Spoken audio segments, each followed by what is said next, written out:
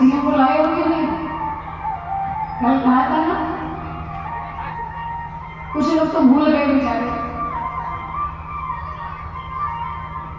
तुम्हारा शंकर जी सती मैया को साथ में लेकर गए और तब कथा सुना, और कथा सुनकर के दक्षिणा लेकर के दक्षिणा में भगवान की भक्ति को बताया और भक्ति के बारे में बता करके बोले बाबा पुनः कैलाश पर्वत के लिए प्रस्थान की। सती मैया को संदेह हो गया राम जी को देख करके। ये सब कथाएं हम लोगों ने सुनी थी। महादेव ने त्याग कर दिया मां सती का।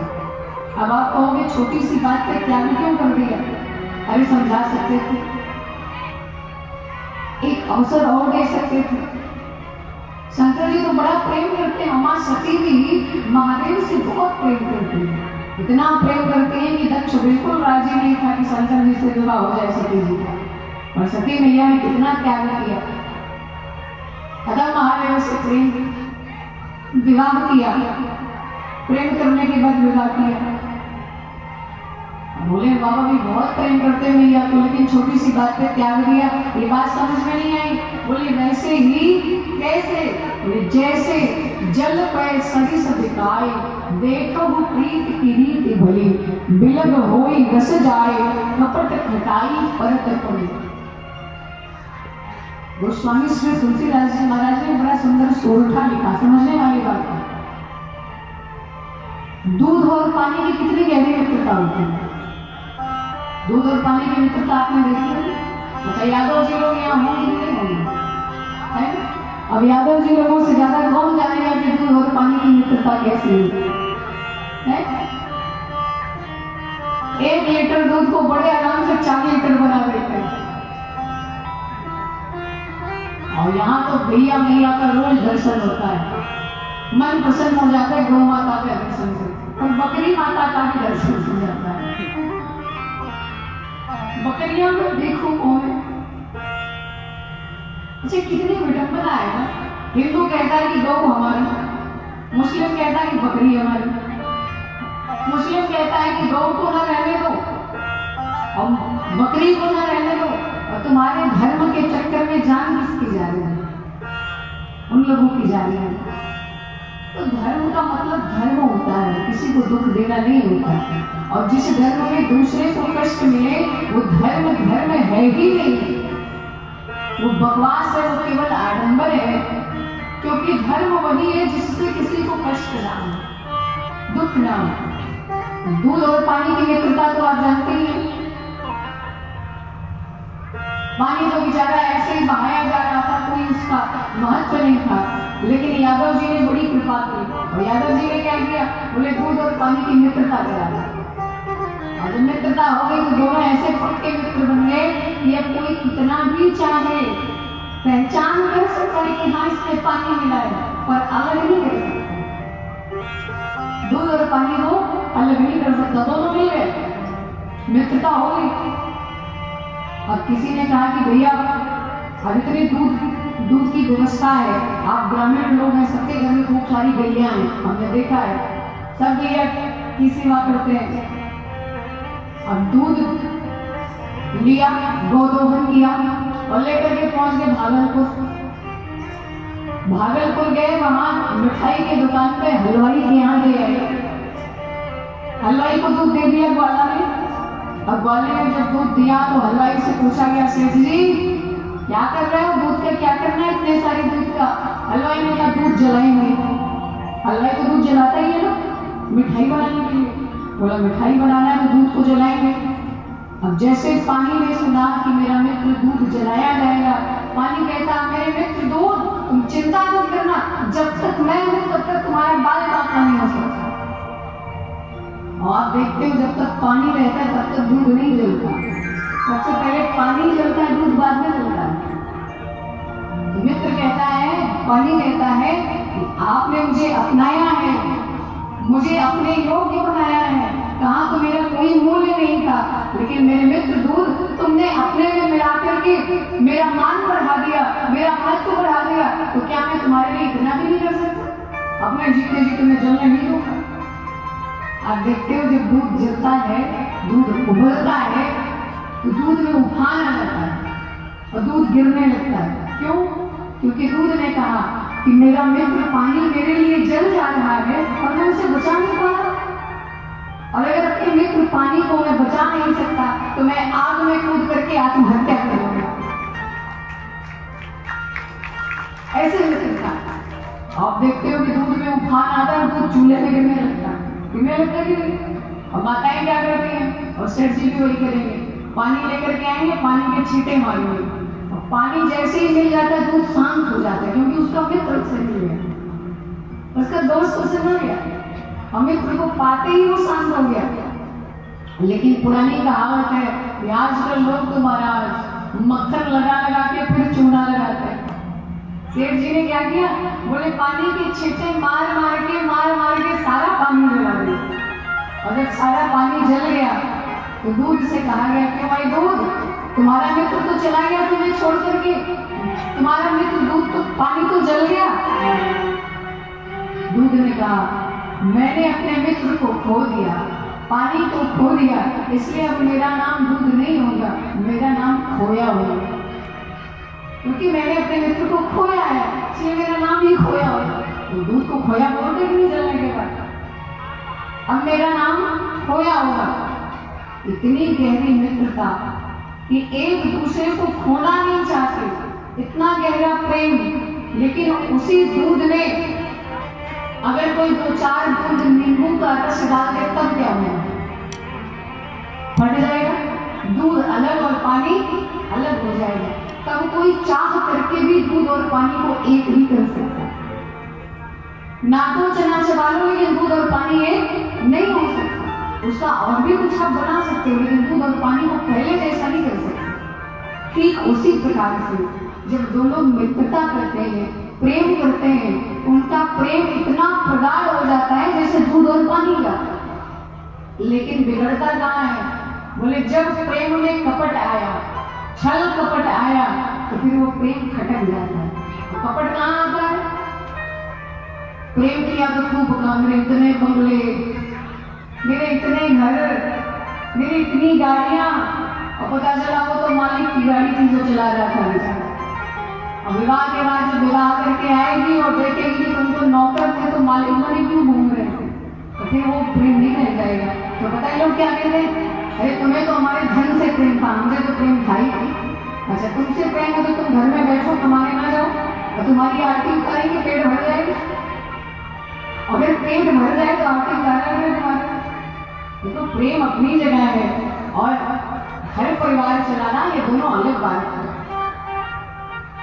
जो भी हो प्रेम करिए तो सत्य से प्रेम करिए, झूठ बोल करके प्रेम मत करना। आजकल तो प्रेम होवे तो इतना फेंक दे महाराज। एक बार मैं रास्ते में आ रही थी तो गाना बज रहा था, और गाने में पता क्या बजा रहा था, तू जो कहते तो चांद तारों को तोड़ लाऊंगा मैं। अतिशयोक्ति का प्रयोग, और इतना ही और फेंका, और क्या कहा, इन हवाओं को उन घटाओं को मोड़ लाऊंगा मैं। अरे अब आगे चाहे एक खंबा ना टूटे और कह रहा है कि चांद तारों को तोड़ लाऊंगा है। और प्रेमिका भी बड़ी प्रसन्न हो जाए, देखो मेरे लिए चांद तारे लाने के लिए कह रहा है। चाहे घर में वाटर सप्लाई की व्यवस्था दे पाए या ना दे पाए, चांद तारे तोड़ करके लाएगा, घर घर होगा। तो ऐसे जब प्रेम होते हैं, धोखे वाले प्रेम, तो बाद में तो खटक ही जाता है। इसलिए सच से प्रेम करो। प्रेम में कपट नहीं होना चाहिए। प्रेम बहुत मीठा है, बहुत ऊंचा शब्द है, सबसे ऊंची प्रेम सराय। प्रेम का ही देन है कि राघव बड़े बड़े विद्वानों की कुटिया को त्याग करके सबरी मैया के जूठे बेल को खाए। प्रेम ही तो था। प्रेम ना होता तो भगवान सुदामा को द्वारिकाधीश में बना देते। इतना दिया कि द्वारिकाधीश खुद सुदामा बन गए और सुदामा को द्वारिकाधीश बना दिया। प्रेम न होता तो गोपियों के इशारे पर भगवान नाचते हुए थे। प्रेम नहीं था। अब कुछ लोग प्रेम और लव को एक ही समझ लेते हैं, ना दोनों में अंतर है। लव जो कर रहा है वो वासना से प्रेरित होकर के लेकिन प्रेम जो होता है ना वो निस्वार्थ होता है। अब जैसे तुम्हारी माँ तुमसे प्रेम करती है तो माँ को क्या स्वार्थ है तुमसे? कोई स्वार्थ नहीं है। माँ तो प्रेम कर रही कि मेरा लाल है, बड़ा हो गया। माँ तो अपने मुंह का भोजन भी तुम्हें खिला करके पाल पोस के बड़ा करती है। उस माँ को तुमसे क्या स्वार्थ है?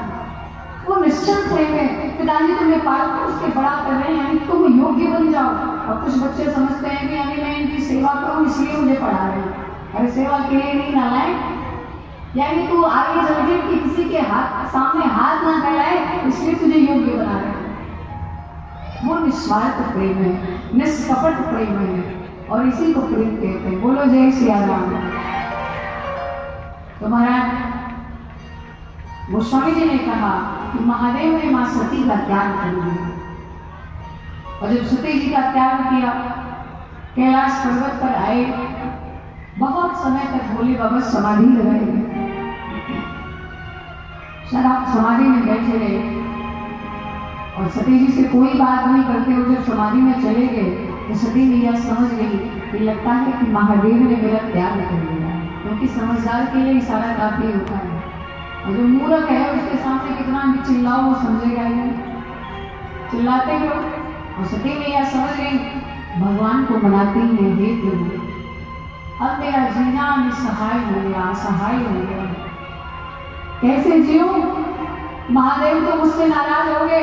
हे विधाता, अगर आप मुझे महादेव के चरणों की दासी मानते हो, राम जी अगर आप सच्चे आरती हरण कहलाते हो तो मेरे ऊपर एक कृपा करो। क्या? बोले कि मैं अब जीना नहीं चाहता, मेरा देह शांत हो गया। क्योंकि सबसे कठिन समय होता है वो जब किसी स्त्री को उसके पति ने उसका त्याग कर दिया। उस स्त्री से जाकर के पूछो कि परित्यक्ता होकर के जीवन यापन करने में कितना कष्ट होता है। मान लो पति का देहांत हो गया तो बात अलग है, वो जीने की यहाँ नहीं है, लेकिन पति है उसके बाद भी अगर त्याग कर दिया है तो उस स्त्री के लिए इससे बड़ा और कोई दुख हो ही नहीं, बहुत बड़ा कष्ट होता है।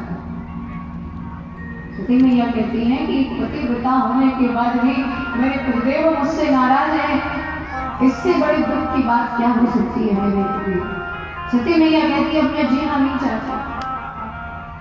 तो कोई कहा कि जब जीना नहीं चाहती तो आत्महत्या करो। जैसे आजकल के लोग थोड़ी सी बात पे खटक जाए तो तुरंत लटक जाते हैं, फिर फांसी।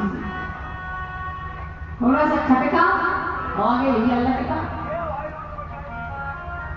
और माताएं बोले आज गए, मान लो चली गई भागलपुर, अच्छा मार्केट है भागलपुर, और देख करके आई सिटी में, कहा कि वो 20,000 वाली साड़ी अगर नहीं मिली इस बार मुझे तो पक्का मैं स्टॉप पर खड़ी हो जाऊंगी, स्टॉप पर खड़ी हो जाऊंगी। और पतिदेव हैरान, भैया तू स्टॉप पर खड़ी मत होना, मैं कर्जे लेकर के तेरे लिए साड़ी ले आऊंगा, लेकिन तुम मरना मत। देवी में ऐसे धमकी नहीं देना चाहिए, ऐसा कभी नहीं करना चाहिए, अपराध लगता है।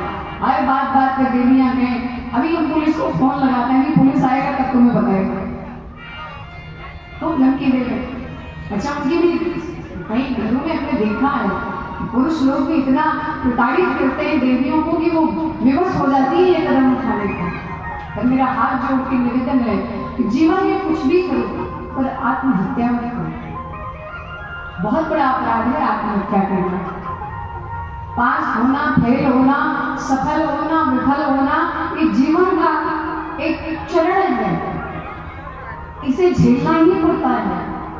अब आप कहोगे हमेशा सफल ही सफल होते रहे, हमेशा हमारी बड़ाई ही होती रहती है, संभव नहीं है। बड़ाई तो भगवान की नहीं होती, भगवान भी गाली पाते हैं तो हमको क्या है, गाली तो मिलना तय है। कोई अच्छा कहेगा कोई बुरा कहेगा, कहते रहो भैया हम अच्छा कर रहे हैं ना। भगवान की नजरों में ठीक होना चाहिए कि हाँ हम कोई ऐसा कर्म ना करें कि भगवान के सामने खड़े ना हो पाए, इतना ध्यान रखना चाहिए। सती मैया कहती है प्रभु अब मैं जीना नहीं चाहती।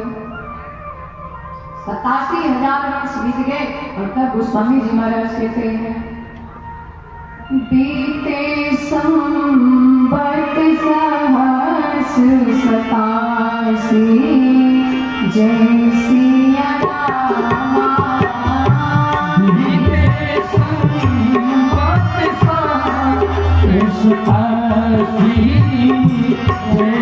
सिया भजी समाधि समो अविनाशी जय सिया रामा भजी समाधि समो अविनाशी जय सिया रामा राम नाम शिव सुमिरन लागे राम नाम सुमिरन लागे जाने सती जगत पति जाने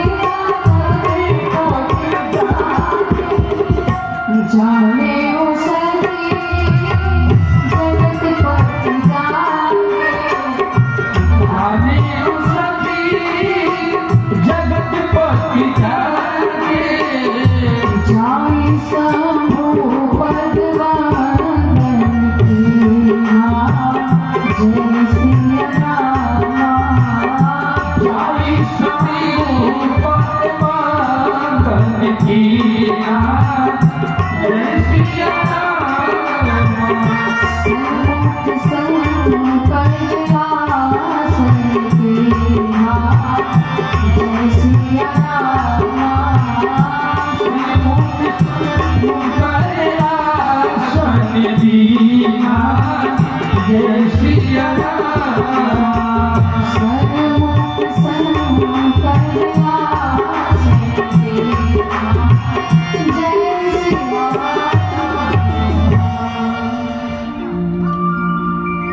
एक दो दिन की समाधि नहीं हुई, तब बोले 87,000 वर्ष तक महादेव ने समाधि लगाई रखी।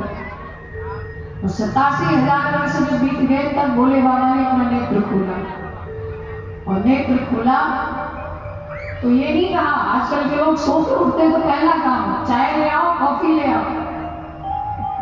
अरे सुबह सुबह पहले पानी पी लिया करो, बाद में कलेजा जलाना। खाली पेट सबसे पहले गुनगुना पानी पीना चाहिए। 1000 लोगों का इलाज है गुनगुना पानी, सुबह गुनगुना पानी पीना।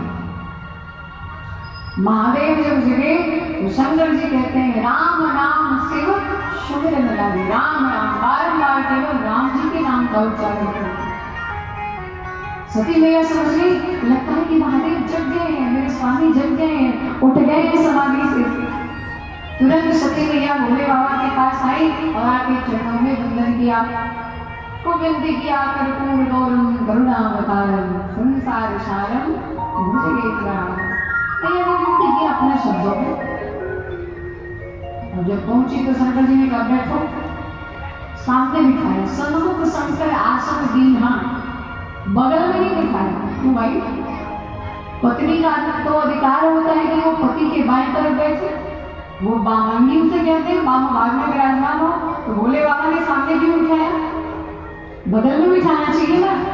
तो शंकर जी ने कहा ये मेरी पत्नी तब तक थी जब तक इन्होंने सीता का रूप नहीं बनाया था, और जब से इन्होंने सीता का रूप धारण कर लिया, सीता तो मेरी माँ है, और माँ का आसन सदैव पुत्र के सन्मुख होता है, सामने होता है।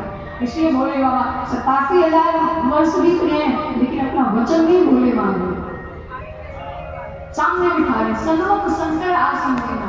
आज तो तुम्हारा सुबह वादा किया, शाम तक भूल गए, ठिकाने ही नहीं मारा कि वादा किया तब कुछ और मस्ती में था, नशे में था, और ये नशा उतरा था।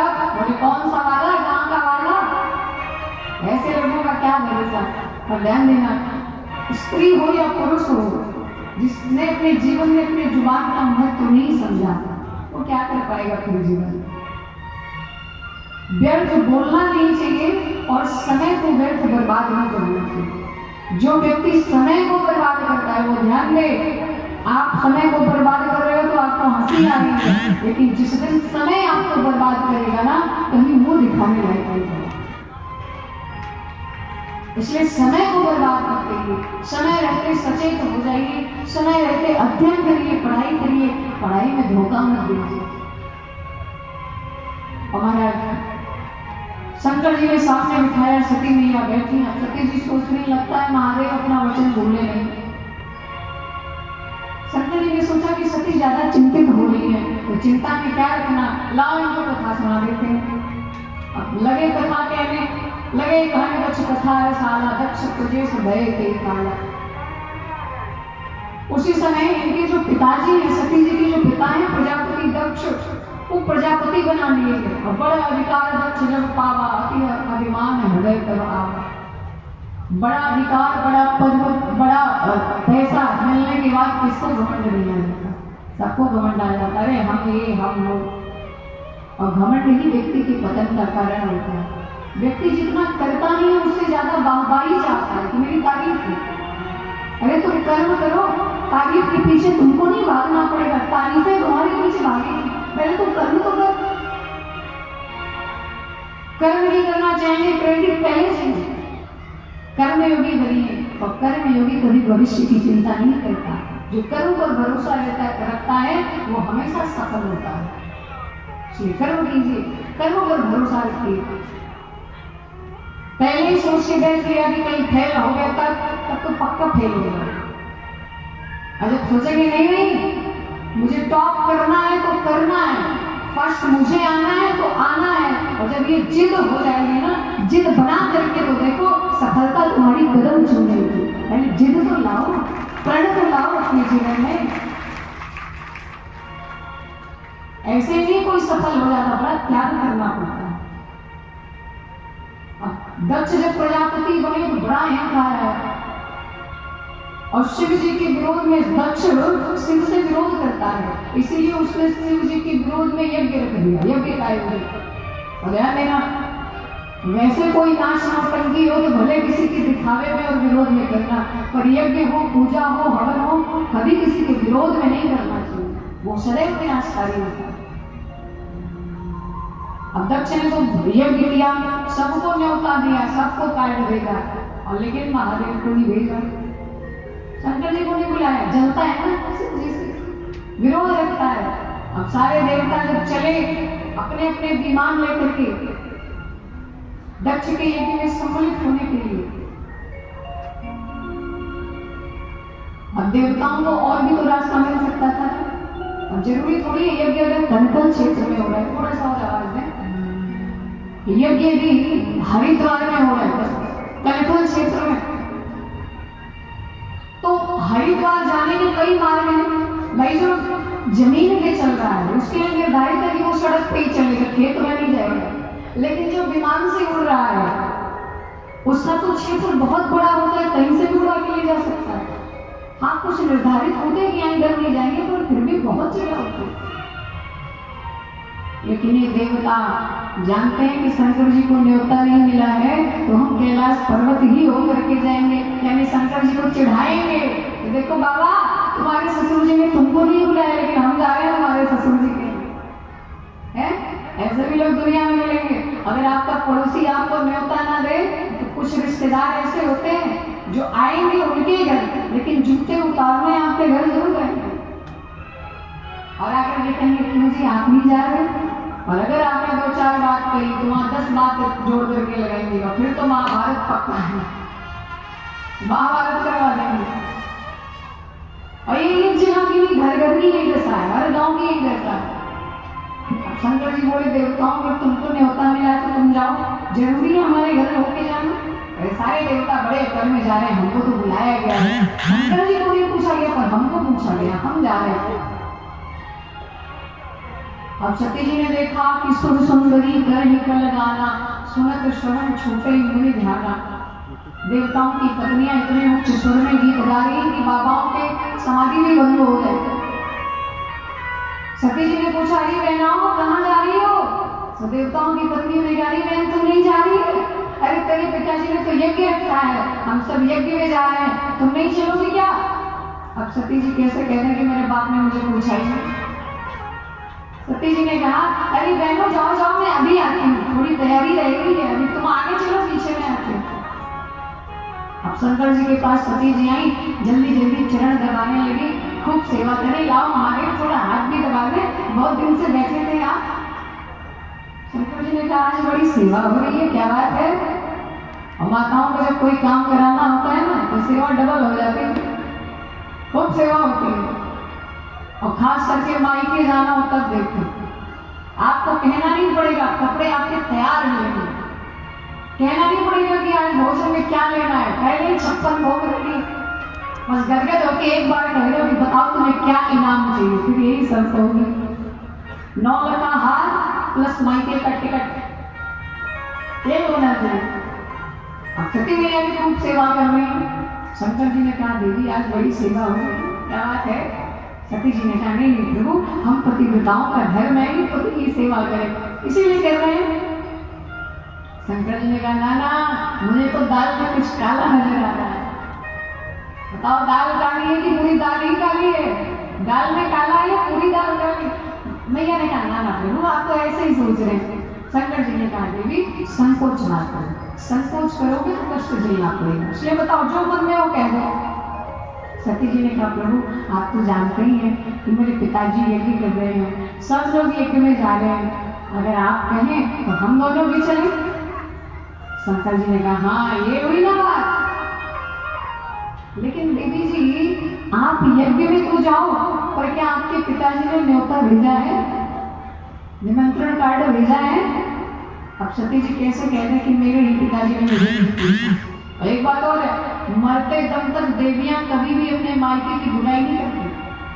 कुछ भी हो जाए, मेरे भैया ऐसे मेरे पिताजी ऐसे, कभी नहीं कहेंगे कि वो नालायक है, कभी ना। बोलो जय सिया राम। और कहना भी नहीं चाहिए।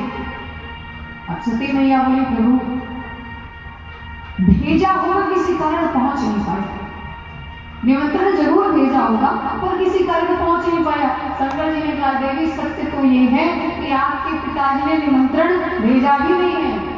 क्यों? क्योंकि जब आपके पिताजी प्रजापति बने तो स्वागत सभा रखी गई थी और स्वागत समारोह में बड़े बड़े देवता आए थे, इंद्र चंद्र कुबेर सब पधारे थे, ब्रह्मा विष्णु महेश। अब जब आपके पिताजी जब दक्ष आया, सभा में दक्ष आया, तो सब लोग खड़े होकर के सम्मान किए कि भाई प्रजापति जी आ गए, सभापति जी आ गए। प्रजापति के आने पर सबने स्वागत किया और शंकर जी नहीं उठे। शंकर जी बैठे रहे ध्यान में। अब उनको कौन कहे, वो तो अपनी मस्ती में मस्त रहते हैं। ब्रह्मा जी भी नहीं उठे क्योंकि वो तो पिताजी थे, नारायण भी नहीं उठे क्योंकि वो तो पिताजी के भी पिताजी थे, और शंकर जी नहीं उठे, वो तो ध्यान में थे। लेकिन दक्ष ने जैसे शंकर को देखा तिरछी निगाहों से, और जैसे पहुंचा मंच में सबसे पहले एक बात कहा, अरे भैयाओ श्रूयताम ब्रह्म ऋषियों में सहदेवा सहाग्नया साधु नाम ब्रह्मतो वृत्तम ना ज्ञानाम च मत्सरात्।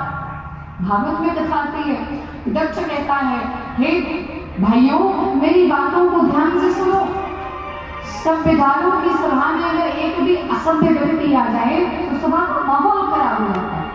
अब आप इतना प्रेम से कथा सुन रहे हो, कभी यहीं पे कहीं से कोई पागल आ जाएगा, अब सोचो क्या होगा? सभा का माहौल बदल जाएगा नहीं? अब पागलों का क्या ठिकाना, क्या कर दे?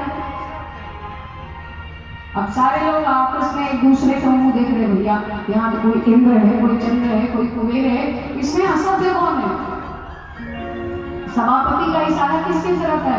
तब तक दक्ष ने कहा रे भैया आपस में काना फूसी क्या कर रहे हो, तुमको ये शंकर नजर नहीं आता? देवता ने कहा बस बस बोलना नहीं है। क्यों? क्योंकि ससुर दामाद का चक्कर है, और ससुर दामाद के बीच में जो पड़ेगा वही बुरा है। इसीलिए जब दो संबंधी लड़े तो तीसरे को बीच में नहीं आना चाहिए, क्योंकि वो फिर एक हो जाएगा और तीसरा बाहर हो जाएगा। अब तो महाराज दक्ष बोलते बोलते कहा देखो तो इतना ढीठ है, शंकर जी को गाली दे रहा है। दक्ष ने कहा इतना ढीठ है कि मैं इसका ससुर हूँ, पिता समान हूँ, और मेरे आने पर इसने खड़े होकर सम्मान तक नहीं किया।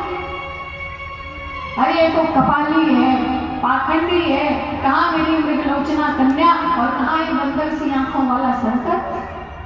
किसी ने कहा जब इतना ही बुरा था तो विवाह क्यों कर दिया बिटिया का, दामाद क्यों बनाया?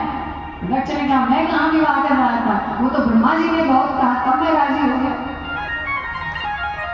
अब तो महाराज दक्ष बोलते बोलते इतना बोल गया कि शंकर जी को श्राप दे दिया दक्ष ने, और दक्ष ने कहा कि आज के बाद शिव को शंकर को किसी भी यज्ञ में भाग न दिया जाए। और जब श्राप दे दिया तो महाराज शंकर जी तो कुछ नहीं बोले। अब सोचो आप होते तो क्या करते? आपके ससुर जी एक गाली देते तो आप 4 गाली देते हैं, तमक करके खड़े हो गए। नाना संस्कार ये नहीं कहता, संस्कार ये कहता है कि वो हमसे बड़े हैं। अगर एक थप्पड़ भी लगा दे तो पिता समान है, कोई बात नहीं, वो उनका दुलार है, वो उनका स्नेह है। अब जैसे दक्ष ने श्राप दिया कि शिव को किसी यज्ञ में भाग नहीं दिया जाएगा, तब तक नंदीश्वर से नहीं रहा गया। नंदीश्वर तमक के खड़े हो गए, दक्ष तू कहता है कि महादेव को यज्ञ में भाग नहीं दिया जाएगा? जब से आया है बड़बड़ केवल शंकर जी को गाली दे रहा है। तो दक्ष महादेव ने तो तुम्हें कुछ नहीं कहा, लेकिन मेरा श्राप है, कुछ ही दिनों बाद तेरा मुंह बकरे का हो जाएगा। और जब दक्ष को श्राप लग गया तो दक्ष के जो आचार्य थे वो खड़े हो गए, बोले नंदीश्वर, ये ससुर दामाद के बीच में बोलने वाले तुम कौन होते हो? ये दोनों आपस में लड़ रहे थे, आपस में समझते, तुमने क्यों बोला? और तुमने मेरे यजमान को श्राप दे दिया कि उसका मुंह बकरे का हो जाए। जाओ, मेरा भी श्राप है, आज के बाद सारे शिवगण पाखंडी हो गए। अब तो सारे शिवगण खड़े हो गए, बोले बाबा जब तुम्हारा चेला शंकर जी को गाली दे रहा था तब तो तुम कुछ नहीं बोले, क्योंकि चेला तुमको जोरदार लिफाफा देगा इसलिए, दक्षिणा बढ़िया देगा इसलिए।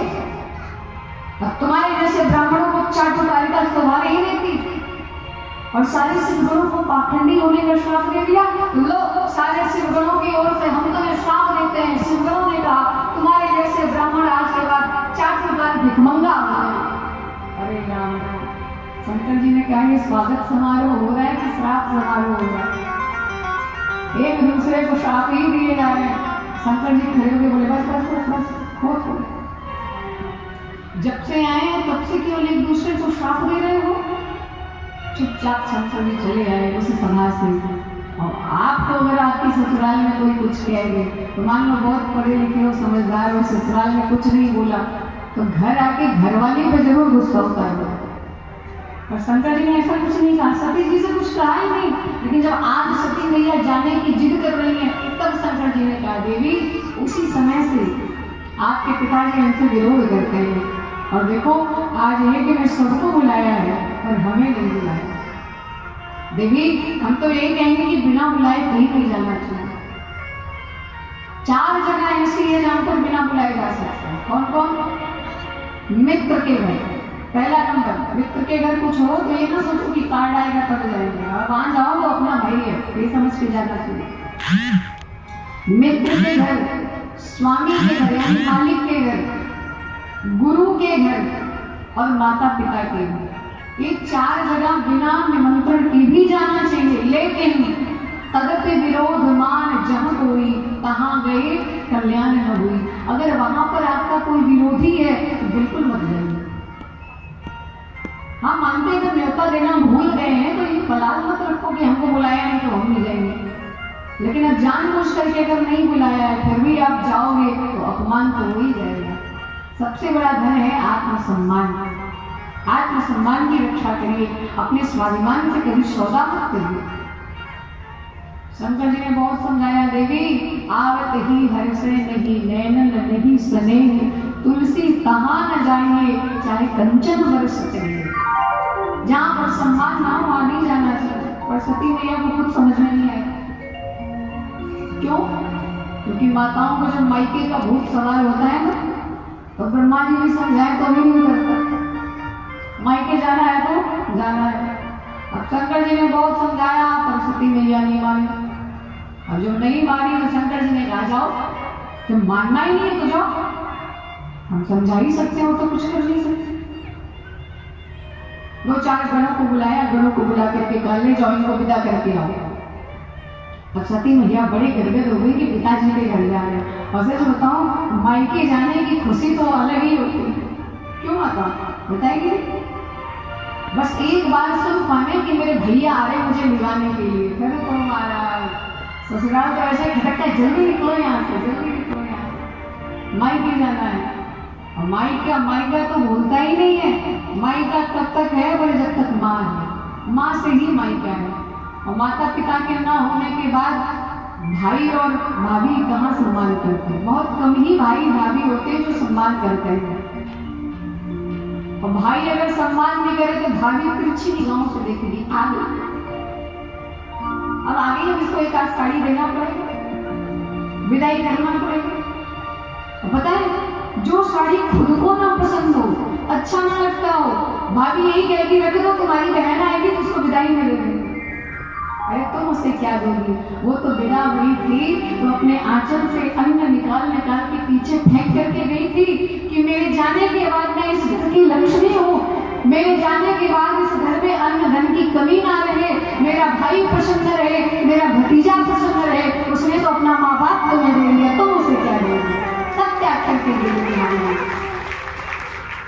इसलिए ननद कभी भी आवे तो नाराज मत होना, अपना सौभाग्य समझ करके उसका आदर करना, क्योंकि माँ बाप के मर जाने के बाद भाई और भाभी ही तो होते हैं। अगर वो भी सम्मान नहीं करेंगे तो वो कहाँ जाएगी। अपने माँ बाप को छोड़ कर गई है, जहाँ पर जन्म ली है वो आंगन तुम्हारे लिए छोड़ करके गई है, साधारण बात नहीं है। बोलो जय सिया राम। सती मैया बड़ी प्रसन्न हुई, जल्दी जल्दी तैयारी करी कि पिताजी के घर जाना। और पिताजी के घर आई, किसी ने सम्मान नहीं किया। वो स्वामी जी महाराज कहते हैं, पिता भवन जब गई भवानी, पिता भवन जब गई भवानी, त्रास ठाकुर सनमानी,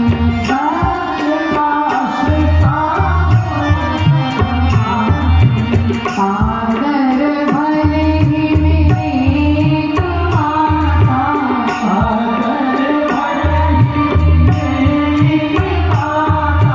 सादर भले ही मेरी माता,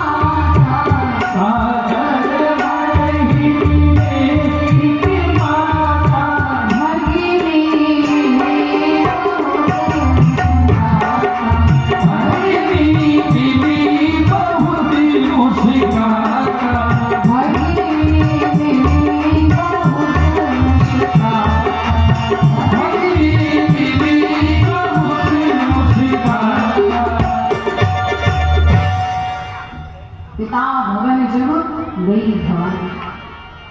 पिताजी के घर आएंगे तो भवानी का किसी ने सम्मान नहीं किया, आदर नहीं किया, क्योंकि दक्ष ने कहा था देखो न्योता सब हो जाएगा, निमंत्रण सबके पास जाएगा पर महादेव के पास नहीं। और हाँ भिखारी तो है ही, ये दक्ष ने कहा था, फक्कड़ तो है ही, अगर आ जाए घूमते टहलते तो कोई सम्मान ना करे। अब इसी कारण सती मैया आई तो सती का भी किसी ने सम्मान नहीं किया। यहाँ तक कि अपना पिता जो खुद का पिता है, पिता ने भी दक्ष सती मैया को देखते ही दक्ष ने मुंह पीछे घुमा लिया, आ गई। इसीलिए कहते बिना बुलाए नहीं जाना चाहिए। सती मैया को देखते ही मुंह पीछे घुमा लिया, लेकिन सती जी ने कहा कोई बात नहीं, पिता है, पिता अपने संतान से रूठ सकता है लेकिन माँ कभी कुमारता नहीं हो सकती। माता तो माता होती है। आप कितने भी थके मारे हो, कितने भी आपका पेट भरा हो, बाहर से आओगे तो अगला ये नहीं दिखेगा कि आपने मेहनत कितना किया है, अगला आपका सक्सेस देखता है कि आप कितने सफल हो। घर आओगे तो पिता कहेगा कितना कमाया, पत्नी कहेगी कुछ बचाया कि नहीं बचाया, बेटा कहेगा मेरे लिए कुछ लाया कि नहीं लाया। सब स्वार्थ से लगे हैं। बाप पूछेगा कितना बचाया, कितना कमाया, पत्नी पूछेगी कितना बचाया, बेटा पूछेगा मेरे लिए क्या लाया। लेकिन एक माँ के पास जाओगे तो माँ कहेगी बेटा तुमने कुछ खाया। माँ ही पूछती है कि तुमने कुछ खाया कि नहीं खाया। दुनिया की नजर आपके जेब पर है, पर एक माँ ही है जिसका नजर आपके पेट पर है। वो जब भी गाल पे हाथ रखेगी तो यही